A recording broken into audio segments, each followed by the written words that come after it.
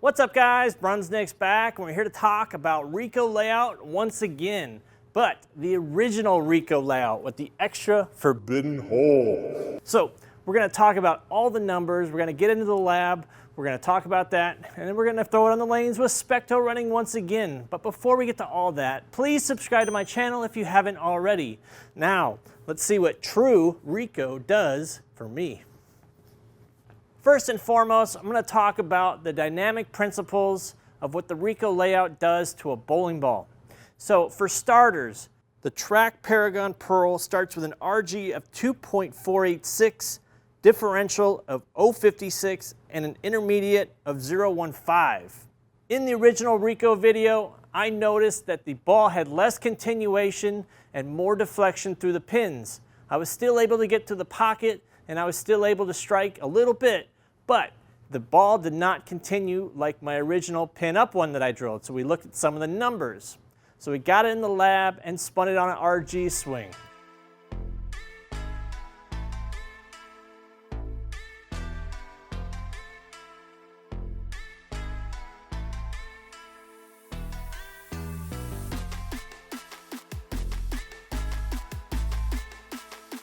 And the resulting numbers was the RG unchanged at 2.485, the differential dropped from 0.56 all the way down to 0.35, and the intermediate bumped up 5 points to 0.20. So that right there is a 37.5% drop in total differential drilling the ball pin in the palm. That resulted in a lot less flare and a lot less hook potential and continuation through the pins. For sake of reference, the original pin-up layout that I used in my review dropped the RG to 2.469, raised the differential 2 points to 0.58, and exploded the intermediate to 0.32. Huge change by drilling pin-up, 60 by 5 by 20. So we took it a step further, and that's what this video is going to be all about. I went ahead and drilled a 1-inch balance hole on the PSA 3 inches deep, and then remeasured it on the RG swing, and these are the numbers I got. The RG was unchanged at 2.486. The differential jumped from 0.35 up 10 points to 0.45, and the intermediate jumped from 0.20 to 0.30. Now we have a ball that we can test and see the performance difference on the lanes. I have crown jewel pattern, fresh, just laid out. We're going to test it. We're going to look at some of the data along the way, and we're going to compare it to the original RICO numbers that we got on the previous video. All right, it's round two. Let's test it out. We got SPECTO running. I'm going to try it from all different angles, and we're going to see if there's any difference in track flare, continuation, overall hook potential with the RICO layout with the extra hole. Forbidden hole. So let's give it a shot and see what we got.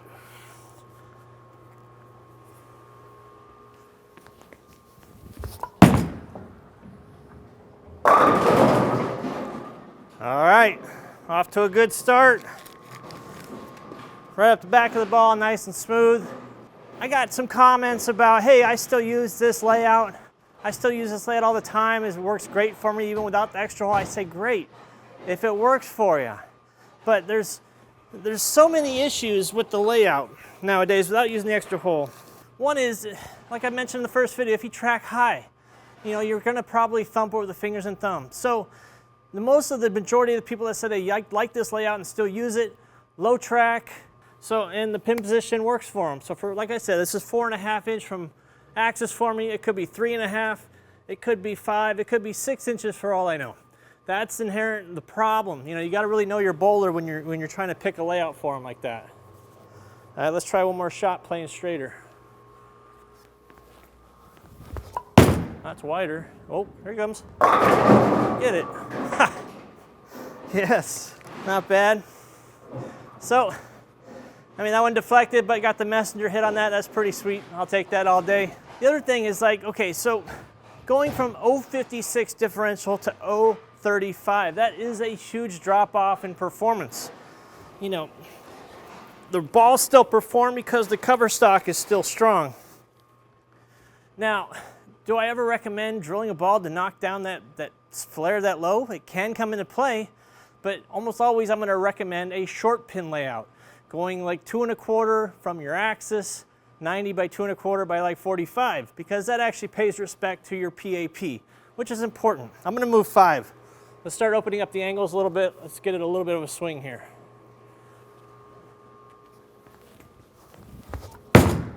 It's out wide. All right, labor it a little bit. Got that out a little bit too far wide. So make the next shot a little better. But yeah, I mean, taking a high performance ball, 056 all the way down to 035, you're neutering it. You really are.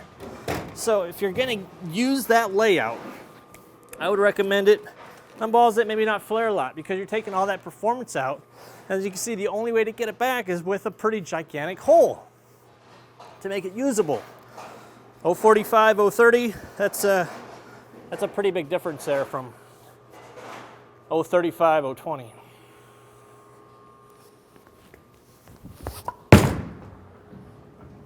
All right, wrap 10.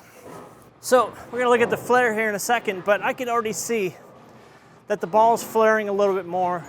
The ball's wanting to tip. Obviously it's fresh oil, but flare-wise now, you know, I'm tracking, you know, fairly close to fingers and thumb, but instead of that 2-inch flare that I was getting before, I'm starting to get like 4 to 5, which is a usable amount of flare, especially when you're wanting to open up angles. Now jumping the intermediate from 020 to 030 is going to make the hook window a lot quicker.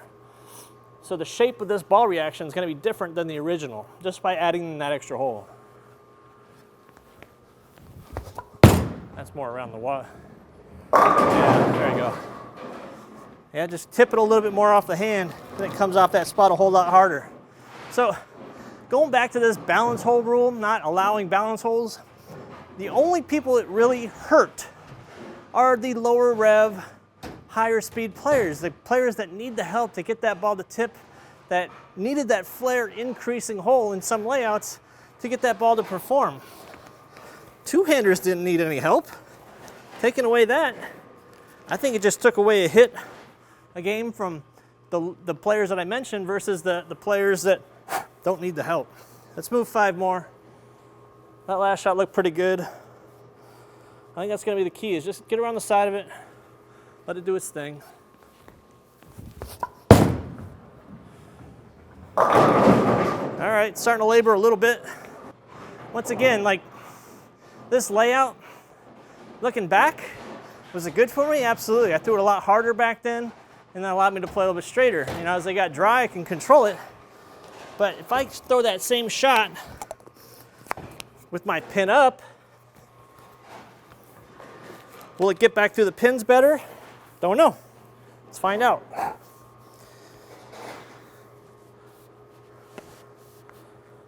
You would think with 058 diff, more flare, it should tip.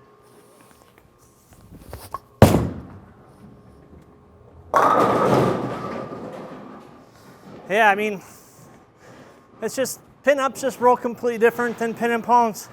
The continuation is really unmatched, for my game at least. You know, on fresh patterns, when I need to see the ball continue up and go, you know, I'm going with my favorite layouts. I'm not messing with pin downs. I will mess with pin down layouts, you know, just under the finger or drill the finger out with the pin, but I'm typically not going pin and palm. All right, let's get back to the illegal ball with the forbidden hole. Forbidden hole. Let's throw one more shot right there. We'll start moving it in some more. That's way around the side. That's early. Man. Yeah, that definitely picked up. So like when you increase the intermediate differential of a ball, get it to 030, you're really shortening that hook window. You know, and you make this ball kind of sharp off the spot. You know, there probably is a pretty high entry angle, but the impact angle is probably about the same or maybe a small bit less because it uses so much energy in such a short amount of time. Let's move 5 left. Let's open up the lane with some oil now.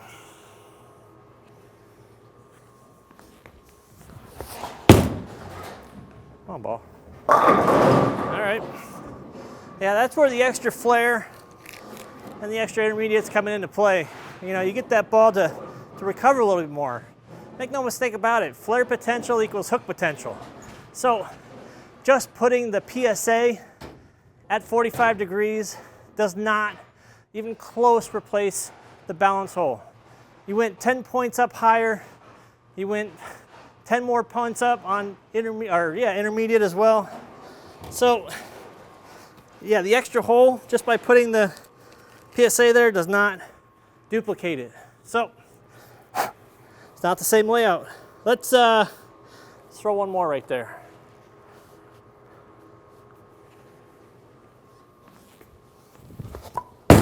Oh, that's wide. Come on.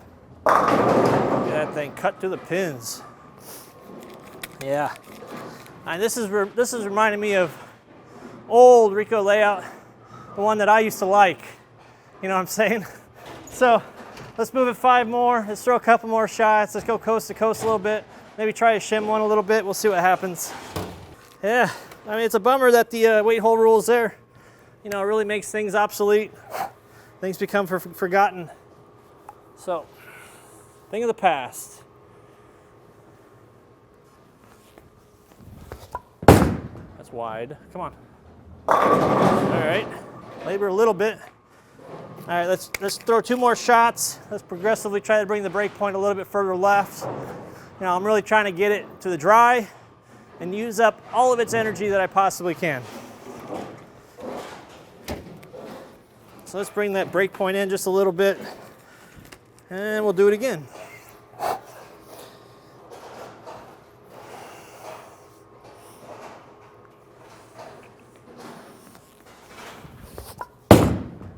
Okay. That looks great. Great roll right there. Yeah, you change the flare, you change that bow tie to go up, you can make it flare just a lot more and a lot different. You really change the way the ball tips because you're changing the way the axis migrates through there. All right, last shot. Let's try a little shim shim shrew. Let's bring that break point in even more. See what happens. I'm just gonna jack on it and get it in the middle here somewhere.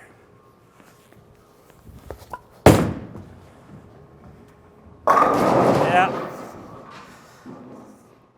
That's all she wrote for the forbidden RICO layout with the extra hole that you cannot use anymore. Forbidden hole. So, without further ado, that's all for RICO segment. I don't think there's going to be a follow-up. In fact, I think we're done talking about it for perpetuity. If you like the video, put the comments below. I'm sure I'll hear all about it. Talk to you guys soon. As always, please subscribe.